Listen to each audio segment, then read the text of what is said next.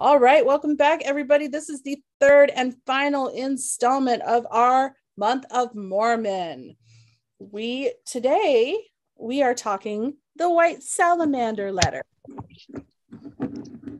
Sorry, we're recording from home and I accidentally closed my setup. Okay, I'm back. Worries. Yay. We're recording remotely today because it's February and the ick is all around us, infesting our homes. I got the vomit poison. Yes. So instead of having Megan do my nails this week, I'm trying to do my own, and it is a travesty. But we are talking about Mark Hoffman. So now you could listen to our episode and you could enjoy yourself. You could also go watch Murder Among the Mormons on Netflix and get all the greasy details and all the in-between stuff. That was really good. It is really good. It's totally good. And that's where I got a lot of my information. So I'm only focusing on a small bit of this because it's a whole thing. It is the whole thing. It's a whole thing. This is what I found the most interesting, and that is Mark Hoffman himself. He is he's a fellow schemer, which it's so funny now because Dave's finally starting to recognize when I have a scheme. He's like, you have a scheme face right now. I was like, I'm thinking I got things going on. You got resting scheme face. I totally do. I realized it too, because sometimes like when I'm just sitting there, I'll get a scheme pop into my head and I'm like, yeah. And Dave will be like, are you thinking about food or a scheme? I'm like, both now, but yeah. A scheme to get food, perhaps. It's funny. I was thinking about, it's not funny. I was thinking about what if he died and I was single and I had to like explain who I am on a dating app. No one would ever, I think I would just be alone forever because I don't think anyone else would accept my scheming quite as openly as he does. He's just like, oh, yep, scheme face. It's very sweet about it. I love my darling husband. I used to date this guy we were together for a while. And he was fucking full to the brim with schemes. But like, I always thought he was just kidding. Oh. So I was talking to my buddy Ian about him just the other day. I was like, that fucking Harry, he was always full of schemes. And he was like, yeah, he was a fucking street kid. Like, of course he was. And I was like, yeah, that's true. Oh, it's funny that like when we get a little bit of distance and we get a little perspective on someone and it's like, oh yeah. So right now I'm putting on the stuff around your nails so that you can be messy and then like peel it off and it's okay. What if you're messy putting this stuff on around your nails? Oh, I'm finding I really, really am, especially with my left hand. It's getting all over my actual nails, which is like where I want the polish to be. That's not working out. Which is worse. I know, right? We'll see how this goes. Without Megan here to do my nails, I honestly just look like a 5-year-old did them, which is why I don't do it very much. And I'm one of those people, like I'll hold my breath while I'm doing it. I'm like, oh, how is this going to look? How's it going to turn out? All right. So I guess we'll just dive right in. Okay. So in 1980, Mark Hoffman, a devout Mormon who lived in Salt Lake City, found a letter. Allegedly devout. What's that? Allegedly devout. Allegedly. He's got schemes. He's got so many schemes. Him and his wife and his kids live in Salt Lake City, and he buys an old Bible and his wife finds there's a letter in it. And the letter had tidbits from the golden plates, as in the infamous golden plates found by Joseph Smith that founded Mormonism. And as they read through it, they realized Joseph Smith had signed it, and they called this the Anthon transcript, right? Am I pronouncing that right? Uh-huh. Anthon transcript. So he was like, oh snap, I've been working at Radio Shack or wherever, but like I just happened to find this letter. Maybe somebody would want to buy this letter. It looks like it's a very valuable letter.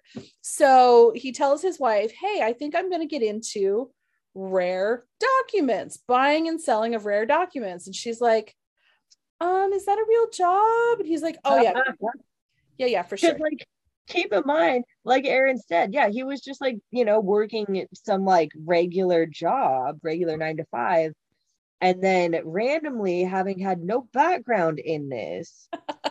So it would be kind of tantamount to like Dave being like, you know what, babe, I think it's time. I'm going to be a cosmonaut. And you're like, but I mean, we live in America. You've never been up in space before. You're in your Totally. late 40s. Exactly. And he'd be like, no, it's cool because you know what? I found an old space helmet. It's a sign. I And found people might go for it. Who knows? Yeah, I found it in the trash. It's all good. Found it behind Twilight. Yeah, exactly. It must be for me. It has the name Dave on it.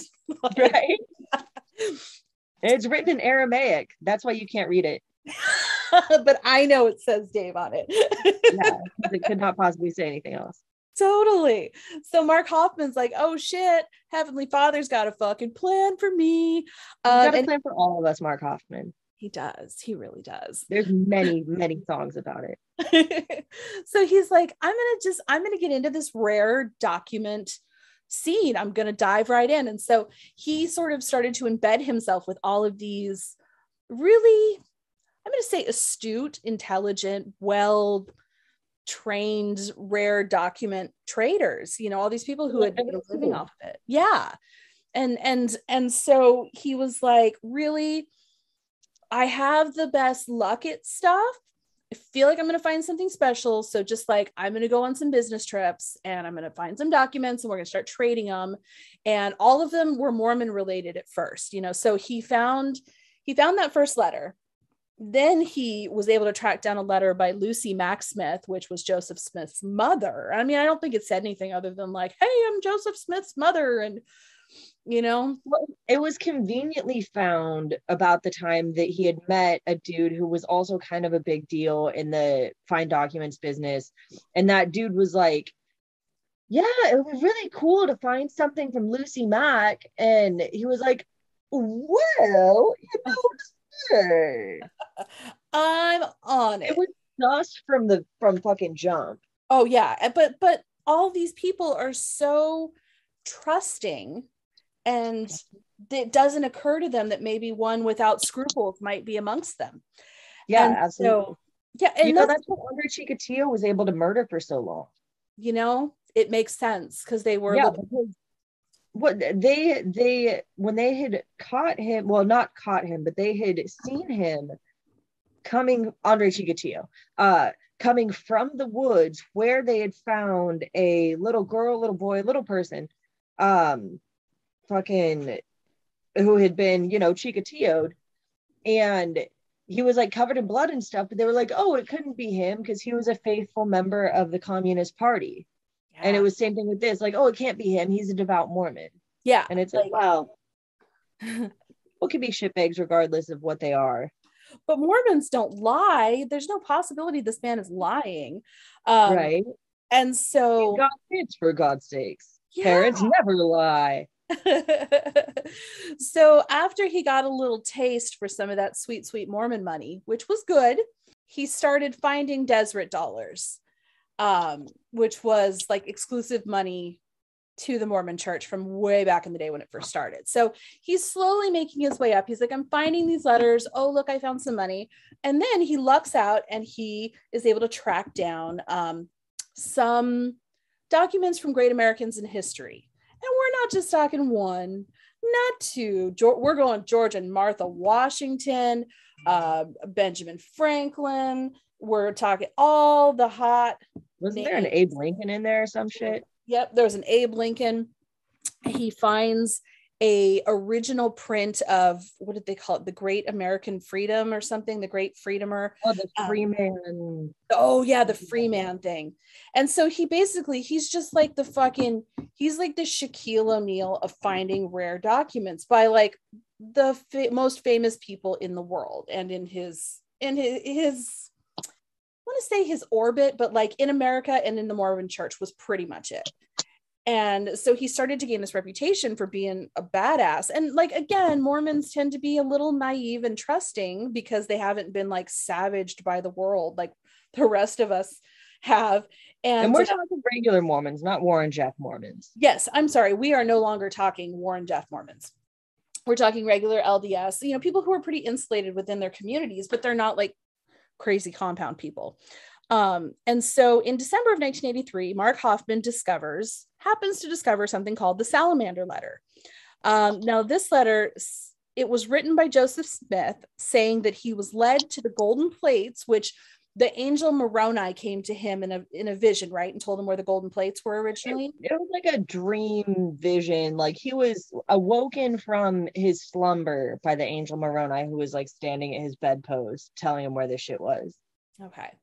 So the angel Moroni actually plays such an important role in Mormonism that he is like, have you ever seen a Mormon temple like the one that's in wherever in Lake Oswego/Tigard? Yeah. The angel that's trumpeting on top, that's the angel Moroni. He's depicted in a lot of Mormon iconology. Is he like the Jesus of Mormon stuff? Like Jesus is the Jesus of Mormon stuff. Oh, there's Jesus in Mormon stuff? Yeah, Mormons love Jesus. One thing that you'll notice is in a lot of the, like, if you go to a Mormon person's house, they don't ever have Jesus on the cross or like Jesus. The worst you'll see is maybe Jesus is sad because you make bad decisions. But he's Jesus, like the most distraught you'll see him is kind of disappointed. Oh. Yeah. Okay. They put more emphasis on Jesus's life as opposed to his death. Like they kind of glean over that like a little. They focus on it like, oh, look at what a great sacrifice this was, but it's not like the whole fucking point of it. It's not like, you know, like Catholicism where it's all about like the mother and the suffering, and Mormonism not so much. They like good time Jesus. I can actually point out a Mormon Jesus from 30 yards and I have bad eyesight. That's amazing. Is it because he's like smiling and thumbs up, or he's less of a white Jesus. He's more sandy colored. He's still not the color Jesus probably was, but he's not like blonde haired Jesus. He's more like somebody who like tans really well and it's August. A nice olive skinned. Yeah, like brown-eyed Jesus for sure. That's really interesting. I think that's I mean, because Catholics are all about the suffering and the mire and the shit and that stuff, and so Mormons tend to be more upbeat. Yeah, they like good time Jesus. They like the first part of the second Bible. They focus not a whole lot on the Old Testament. Mostly what they focus on is Pearl of Great Price, Doctrine and Covenants, and Book of Mormon. Oh, okay. I didn't know there was more than one book. Or yeah, they really L-roned it. They got into it. That's LRH. That is the founder of Scientology, L. Ron Hubbard. For those of you, I like that you just Neil Patrick Harris him. Yeah, for those of you who are not as up on your cults as Megan and I are, so when he found this White Salamander letter, it basically said that Joseph Smith, like that the Mormon Bible was wrong. Joseph Smith, what's that? It corroborated that it had been found, and I think part of the letter that he had initially found had a little bit corroborated the initial Book of Mormon and the finding of it. Yeah. So it was a second document that could back up him finding the Book of Mormon. But the only issue was, so let's say like it corroborated like 3 different points, right? But then the fourth point that made it controversial and made them kind of want to silence it was that it wasn't an angel Moroni, it was a White Salamander, which made it have more of like a magical aspect than a legit, you know, a legit religious aspect. So it made it seem sort of like folk magic as opposed to like legit, an angel came to me and gave me this information. And so it was I mean, who would you trust with your fucking religion? Would you trust the Geico gecko Or would you trust Shaq? Because I would trust Shaq. Yeah, me too, for sure. And so, I mean, the church immediately got wind of this and they were like, I feel like we should have that. I feel like we should lock it up. And I feel like nobody should read it again. Yeah. And we'll give you $300,000, which is kind of like probably about 3 mil now. Well, actually, they ended up only paying 40,000 for that one. The 300,000 was for the McClellan documents. That's right. Which sadly, there's more than one document in this scheme. So Mark Hoffman Steve Christensen went to Mark Hoffman and he said, look, I will give you 40 grand. I'm a book collector and a devout Mormon. And I want to buy that letter from you. And immediately Mark Hoffman was like, done, no questions asked. So Steve Christensen took the book and he was like, according to everyone that knew him, the world's nicest person. He was like, never had a shit thing to say about anybody. Nobody was like, oh, that dude lets his dog poop on my lawn or not. Like legit, he was just a good person. And so when Mark Hoffman took his money, he was like, cool, I got money. I don't give a shit. And Christensen donated the letter to the LDS church. And he was like, here, look, I spent my own money on this. I know you want it. Like, keep it safe. Let's, maintain our sense of normalcy or whatever. And donated it to the church, and the church locked it away. So now that Mark Hoffman has a little taste of that sweet LDS related money, he manages to track down something called the McClellan Collection, which is a collection of diaries written by Joseph Smith's wife that says Joseph Smith's older brother is actually the one who found the golden tablets, who was spoken to by the White Salamander, not Joseph Smith. And so this is twice now Mark Hoffman has found these documents magically that basically say, Mormons are getting it a little right, but not all the way. They're a little sus. And so immediately Steve Christensen is like, dude, really? Okay, you trust me, right? We've worked together before. I'll give you $300,000 for those McClellan documents. Like, just give them to me. And immediately Mark Hoffman's like, yeah, dude, for real, sold. It's gonna take me a minute to get them. And Steve Christensen's like, no, you said you had them, you read them. I want them now. And Mark Hoffman's like, yeah, no problem. Thursday, right? Yeah, Thursday. Okay, I'll have them Thursday. So Thursday comes, 9:30 in the morning, downtown Salt Lake City. And there's a giant explosion. Explosion goes off. I'm here for sound effects. I love it. They're so good. An explosion ripples through the judge's building, which is coincidentally where Steve Christensen ran his business of rare collecting. So I know. So on October 15th, 1985, a bomb exploded, killing Steve Christensen immediately. And this bomb, it wasn't just a regular old pipe bomb made in somebody's basement, which it 100% was. It was wrapped in nails. Now, when you wrap a pipe bomb in nails, you are ensuring that the person will not survive, like no chance of survival, because the shrapnel from that will fucking decimate them. So, so Steve Christensen is killed instantly. An hour later, another bomb goes off at the home of Gary Sheets, which is Steve Christensen's former coworker, killing his wife. He wasn't home at the time. His wife found the package. And both of these were packages that were addressed to Steve Christensen and Gary Sheets. They were found, within a few feet of their doors. And these people were so trusting, they never thought anybody would do anything bad to them. They were like, oh, it's a package, pick it up, and boomskevich, bye-bye face.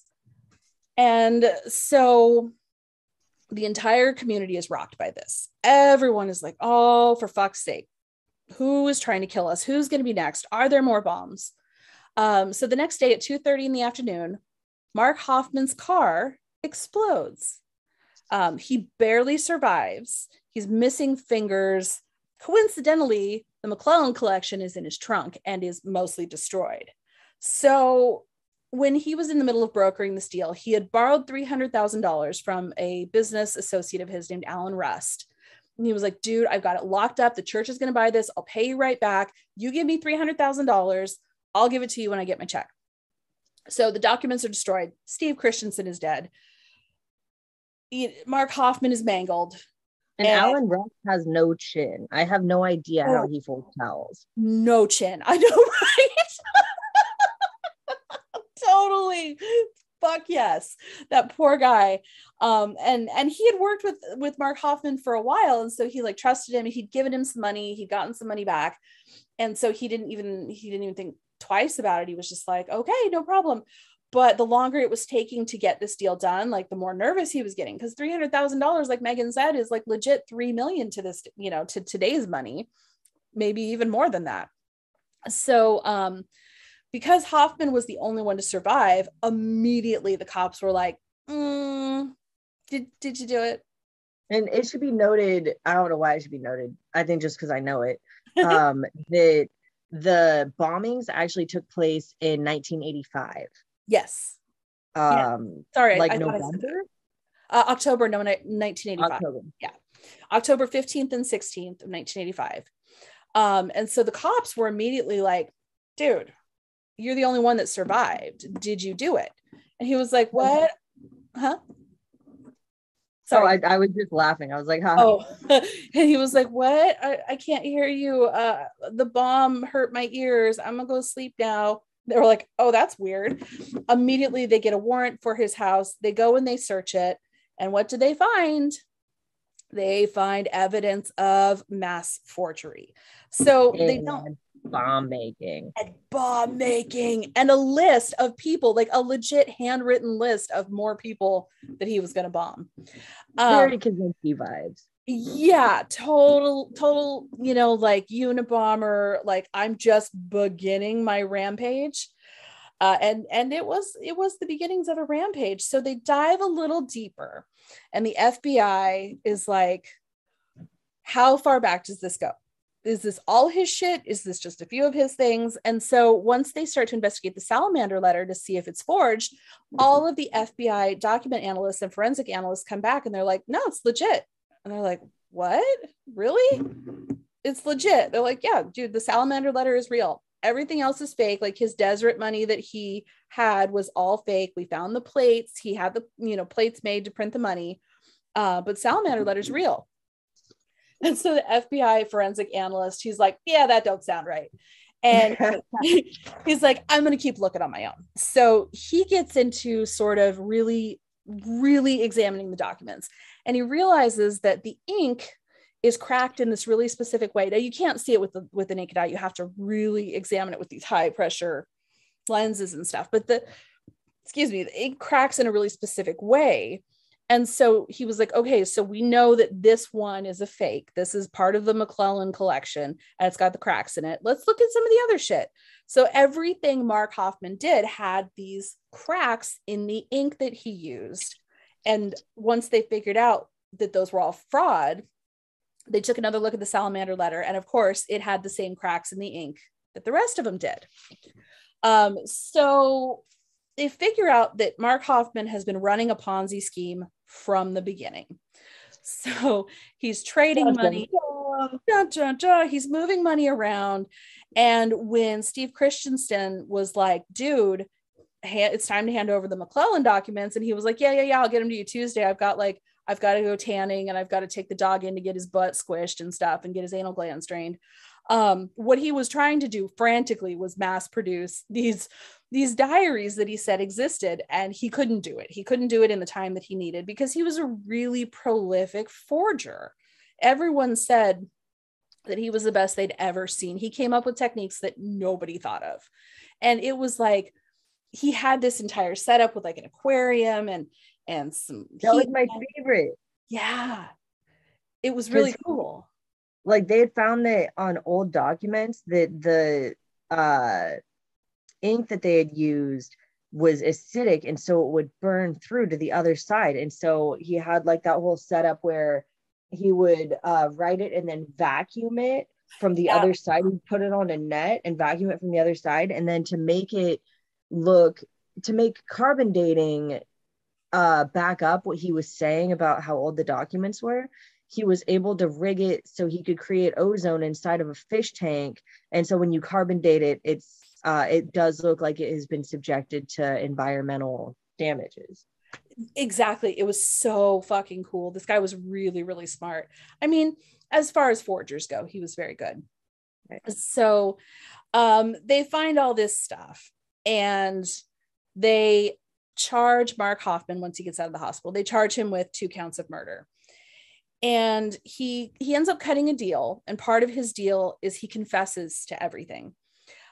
So he said initially he did it for the money, but that long ago he had lost his faith. And what was it, 7 or something, like 8, something like that. It was like he had, it was when he went on his missionary or on his. No, it was before that. Oh, was it? I think he was like a 7 or 8-year-old kid. Damn. That he like figured out that all of it was just like smoke and mirrors, but then he just kept up with it, because back then you didn't really deviate from what your parents were saying and doing. And if you did it, actually, even in the documentary, it said like back then, you know, if your tastes and your views and your thoughts deviated from that of your parents, that you still wouldn't show it though. And so it was kind of normal for him to do the whole charade of like, sure, I'm a Mormon. And then he got a nice Mormon woman, got like really ingrained in the Mormon church. And so it was kind of like, well, fuck, like I'm too deep in now. My whole life is Mormon, even though I'm not. Yeah.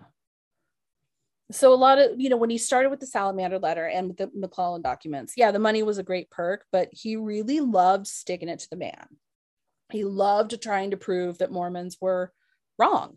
And so, he knew he would make bank getting the LDS church to buy these things just to hide them. So it was like a double win for him. And he said that he loved making the church look dumb. And basically that once his empire started to feel like it was crashing down, he had no qualms about murdering people, like none at all. He had no problem with it. So he claims that the bombs, like he didn't know who was going to get what bomb until the night that he made them. But he did have a list, which felt a little premeditated. Yeah. They asked him, they were like, so what's with the bomb that went off in your car? And he was like, oh, it was a suicide attempt because I felt so guilty. They were like, yeah. Did you accidentally blow yourself up? And he was like, no. I mean, no. And they're like, dude. Not all the way. Were you driving to someone else's house with a bomb and it went off? And he was like, no, I just felt so bad. And they were like, okay, cool. Did you feel bad that you killed people, or you feel bad because you got caught? He was like, both. They're like, yeah, no. So he was sentenced to life in prison. And while he was in prison, they didn't call it the parole board, the pardon board, which was like the parole board. He had applied for parole and they were considering it until they found out that he had been trying to put a hit out on all the people on the parole board.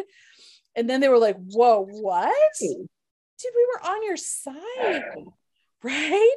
And he's like, He's evil as fuck for no reason. Oh, for no reason other than just being a complete narcissist. And they're like, well, we were gonna let you out, but now you can just fucking rot. And so after that happened, he actually tried to kill himself. He had been buying sleeping pills off of the other prisoners. He took a buttload of them and they found him passed out on the floor of his cell.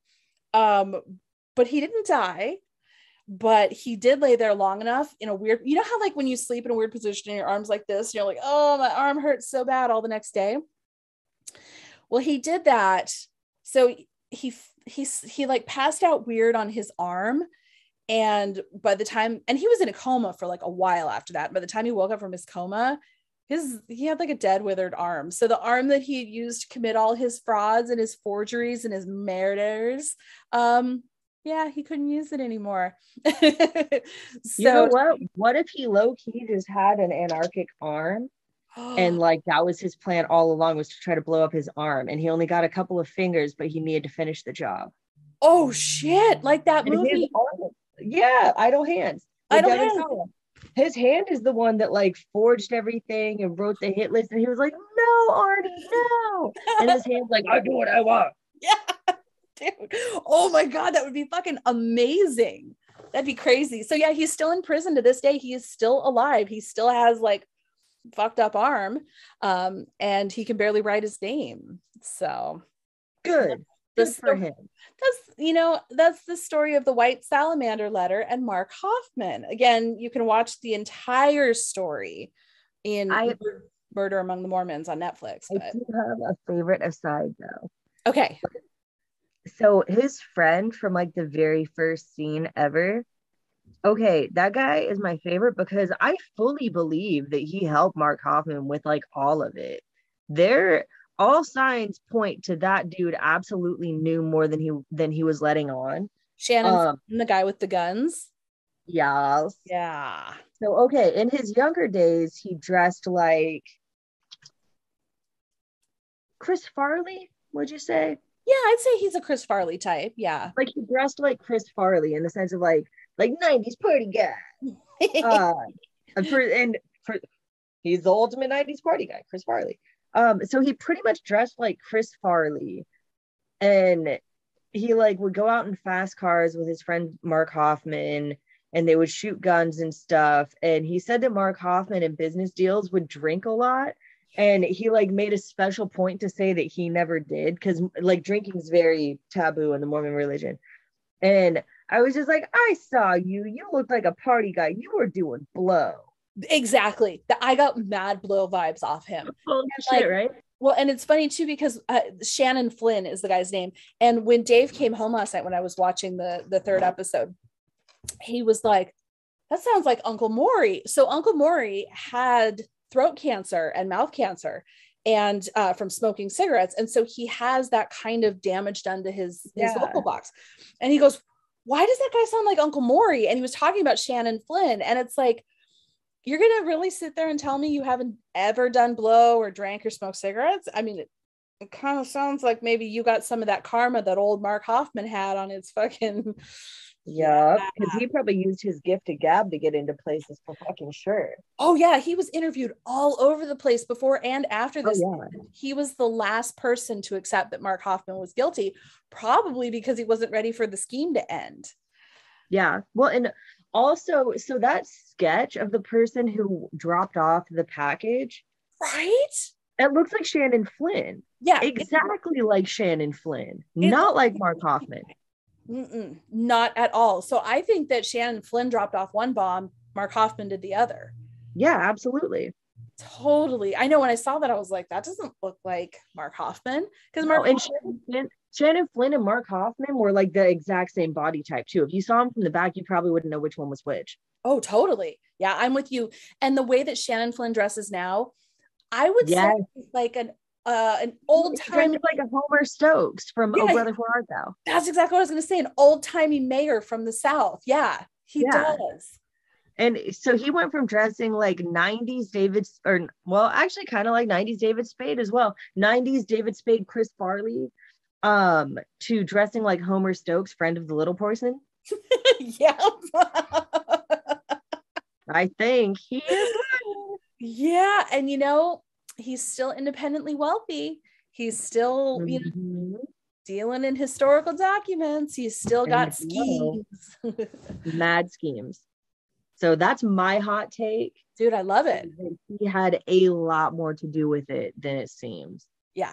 Just because it's fucking obvious. And I think he's just the last man standing, don't you? He's just sort of like... I do. And okay, so here's another thing that with his body language, I thought that they were going to do some sort of an expose because it was very much like, oh my God, I always forget this dude's name. I always want to call him Bernie Madoff, but he's not. The guy who killed a bunch of people. Robert Durst. Yeah. This dude, so he goes from always sitting straight up and having his hands on the arm of the chair. It's like a big old chair that you would expect Homer Stokes to sit in. A big old timey chair in like a library or something, right? Yeah. The whole time of the interview, he either has his hands folded in his lap or on the hand rests on the chair, except for when they asked him a direct question. I think it was about if he thought Mark Hoffman was guilty or something like that. And he started like touching his face a lot. He had sat on some his massive, hands. sat on his hands, had some massive facial tics. Yeah. Was just all over the place. And it was like that. It would have been one thing, like, okay, like Robert Durst had some facial tics, like some normal facial tics that are normal to him to do. This dude had nothing at all. Then he was asked this question. His body language went all over the place. And then it went back to normal, like a little after he was asked that question, started to be asked another question. So, I mean, I'm just fucking saying, man. Dude, I'm with you. Well, and remember, they talked about how Mark Hoffman took a lie detector test and he passed it with like super high numbers saying he was telling the truth because he had trained himself from a young age to pass lie detector tests. Shannon Flynn, one of the things that he said when he was talking to them, he's like, yeah, they gave me a lie detector test and I passed. And he like explains what the numbers are. And he was like, I passed with flying colors. It's like, yeah, well, like 2 flying though, because he said that the normal number is like anything with a +6 they're telling the truth and a -6 they're lying, or vice versa. And he was like, I got a +15 or something. And it's like, did your buddy teach you how to pass a lie detector test? Yep. Yeah, you know, I think that just that being in an insulated community and, you know, preying on people who are naive, I think it just sort of like was a perfect scheming ground for him. It was like, oh, for sure. It was like when John McAfee would do stuff and he would find the perfect scheme set up, like this guy did too. Well, that is the story of the White Salamander letter. Thanks for joining us for our month of Mormon.